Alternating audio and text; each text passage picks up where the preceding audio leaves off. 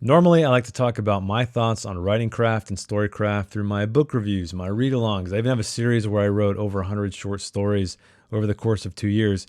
Yes, I'm a writer. In case you didn't know, I've written and published a few books, but I chose this method because I never wanted to become a how-to channel. However, on one of my live streams, yes, I live stream National Novel Writing Month every single year.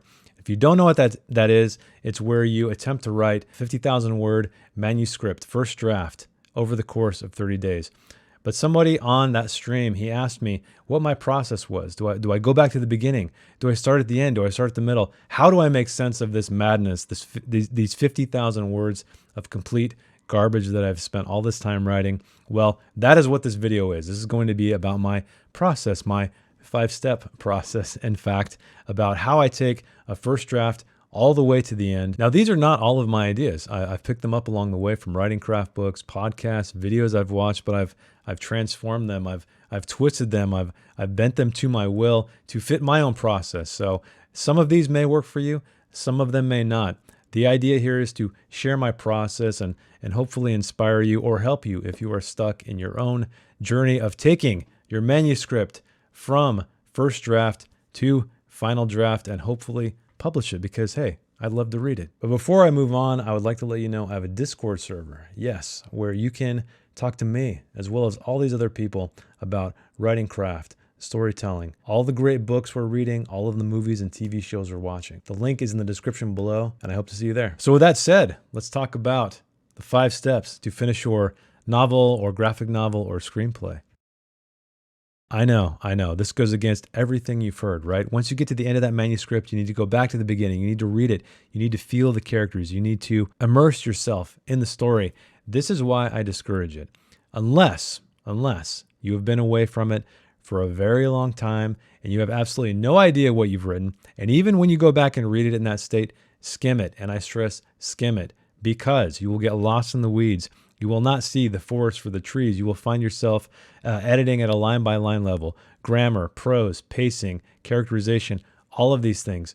Don't do it. Don't read it. So what do? Preferably you take a piece of paper, because if you're on Google Docs or Word or Scrivener or whatever you're using, you will inevitably start creating a very detailed outline. That is not what I want you to do. What I want you to do is take this piece of paper. I want you to write down every scene, what happens in it, minimally, every chapter, and have it all fit on one page, because this allows you to see the story from a quote-unquote 30,000-foot view, from a macro level.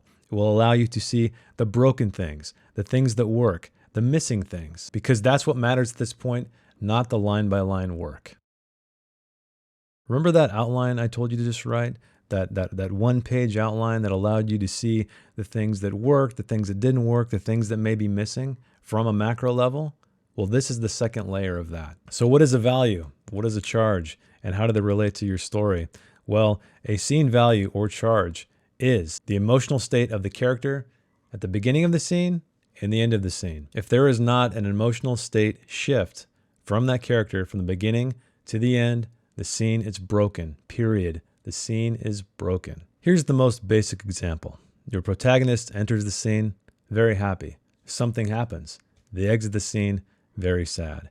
You can see that there is a shift there. Robert McKee calls them charges because that character started as a positive and ended as a negative. You can see there was a shift, a polarity shift, a value shift. I bring this example up because it can be problematic. You may say, this is going to be super easy. If a character enters sad, they just need to exit happy, and vice versa. The problem with that is that you can quickly get into what I'd like to call a yo-yo effect, where you'll have a character enter a scene happy, leave sad, enter that next scene sad because he or she is still sad, and then just go to happy. And you'll see that there's this yo-yo effect, or this flip-flopping. That is exactly what you don't want, because it's going to be too repetitive. It's also going to probably create melodrama, another thing you do not want. But let's take Shawn Coyne's concept of value, because it is what I prefer. So let's say we have a character who maybe deeply cares about another character. They come home from work, ready to give them some great news. However, they hear something in the hallway. It's a phone call. They hear this character talking on the phone, and they learn something very, very bad about this person. So that scene transition would be from love or care to hate or dislike. But you can make it even more subtle than that. Maybe the character has a certain idea, thinks they know this person deeply. They come home, they overhear this conversation, and they learn something that they never knew about this person. It's as if this person is a complete stranger. So that value shift would be from familiarity to alienation. Here's another example. A character enters a scene trying to find out some form of information, but they don't find it, but they do find a clue. And they end that scene with that clue to take them on their quest to hopefully find out the information they truly seek. So that value shift would be ignorance to knowledge. I think you can see why I prefer value over charge, because when we stick to the positive and negative, or double negative or double positive, it feels too binary, whereas there's so much more nuance in storytelling. So always think of value. So how do I change a value? How do I come up with the idea that actually has this emotional state shift from the POV character? Well, you do it with a scene turn. This is another thing that I learned from Storygrid and Shawn Coyne. He also likes to call it a progressive complication. Now, Shawn Coyne has what he calls the 5 commandments of storytelling. The progressive complication, or the scene turn, is just one of those things.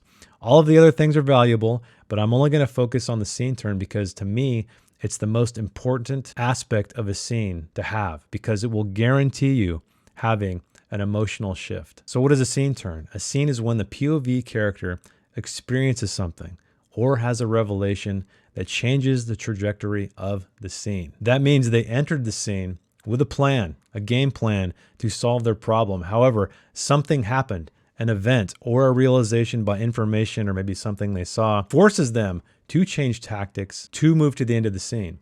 Now, I think you can see right now why a scene turn is so important in terms of creating this value shift. That is why I always go for the scene turn when I'm examining my scenes, to make sure there is a value shift. So what I want you to do now, you have this nice tidy outline. I want you to make a note of these value shifts in each and every scene. And I promise you, the scenes that you didn't feel were working so hot, you will know why, because there is no value change. So now that you have your outline that you fixed, you've marked all of the value changes, you've gone through and you've taken that information and you've gone back down to the micro level and started to draft a second draft with all of these fixes. You're feeling good about the story, and now you need to read it. But don't read it on the computer screen. I know a lot of people tell you to print it out on printer paper and read it that way, because something about the physicality of it will help you see the mistakes. It'll put you in a different mind state. That doesn't work for me because no one reads books that way. I read probably 99% of my books on Kindle. And so what happens is when I transfer that manuscript to my Kindle, my mental state is very different. I'm all of a sudden in reader for enjoyment mode, right? I'm not in editor mode. And when I do that, I'm reading more like I read regular books. And that's exactly what you want. You want to read your book like you're reading anybody else's book, because that's exactly how someone else is going to read your novel. When you're stuck on the computer screen, you're not reading it like you read. You're reading it like you're editing. You want to read this like you read a normal book. If you don't have an e-reader, you can always use the Kindle app or whatever service you buy books in on your phone, and you will get a better sense of the flow, the pacing, the style, the voice, all of those things if you're reading it like you read any other book. And if you're completely opposed to e-readers, then I guess print it out. I guess that's the next best thing. I know. We love forcing our manuscripts upon other people to get their feedback, but the reality of it is we are blind to the flaws. We're too close to the work. We literally need another pair of eyes. The tough part is, just because someone knows story structure, in the case of hiring a beta reader, does not make them a good beta reader. Just because that person reads in your genre does not make them a good beta reader for you. You have your own unique voice, style, characterization, theme, all of these things that may or may not work for that person. That does not mean it doesn't work as a novel. And I generally recommend against using family or friends because they're going to be inherently biased unless you have someone you can really trust that can be as objective as possible. And I recommend a variety of people. Some people who understand story structure, and then some people who don't, because the vast majority of the people who are reading are not going to know story structure. And so sometimes it's better to get a very general sense of how they feel about something. And there's unfortunately no easy way around it. You're just going to have to try people, see if they work, see if they don't. There's one other piece of advice I'd like to give you in regards to beta readers, and that is if you have a handful of them, if you're lucky enough to have that many, if somebody says something once, if one of them says something once, it's generally okay. It's up to you to change it. I would definitely take any bit of feedback, but if you see a commonality amongst these beta readers, if there is some element of the story that most of them are not enjoying or they don't find it that it works for them, that is probably something you need to take a second look at. Some people say you should print out your work, your manuscript. You should read it aloud because you are going to hear everything. You are going to find the mistakes. You are going to feel the voice. But I advise against that. Why? Well, in a pinch, if it's the only thing you can do, go for it. But even if you're reading aloud, your eyes and your mind are still going to fill in those blanks. They may not see every single error.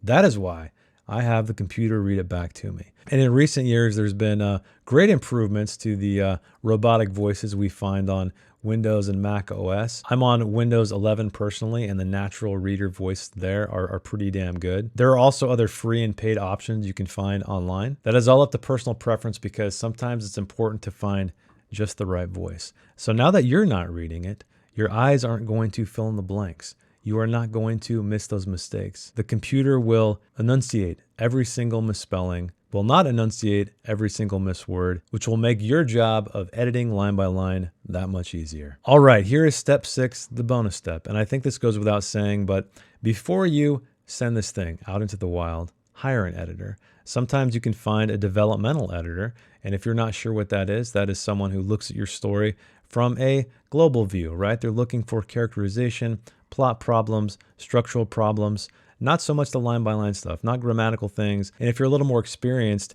maybe you can send them an outline or a really, really rough draft to get their feedback on, because sometimes after spending all of this time going through all of these steps, I hope, with your manuscript, going back and doing that all over again can be a lot of work, but writing is, I'm sure you know, a lot of work. The second kind of editor, one that I use every single time, is a copy editor, also called a line editor.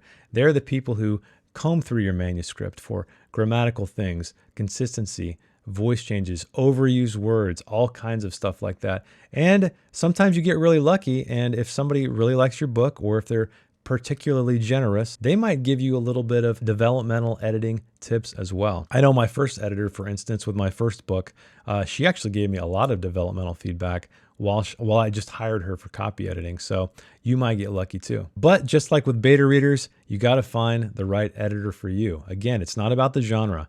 It's not about their qualifications. It's about, do they fit with you? Do they fit with your voice, your style? Because that is what makes your story unique. And just because they don't like something doesn't mean it's wrong. I've gone through about 3 editors before finding the one that really connected with me. But there is a silver lining. There's plenty of editors out there who will, for free, edit about 1,000 words of your manuscript. I know that's not probably enough to fully grasp what they're capable of or if they're going to work out for you, but it's better than nothing. Well, those are all the tips. I hope you got something out of it. I hope you found something useful. And if you'd like to see more videos like these, again, I'm not trying to be a how-to channel. Let me know in the comments, or better yet, join the Discord where you can find me. And if you have any other questions about all of these things I talked about, I would be happy to answer them. So thanks for watching. Thanks for hanging out with me, and I will see you in the next one. Bye.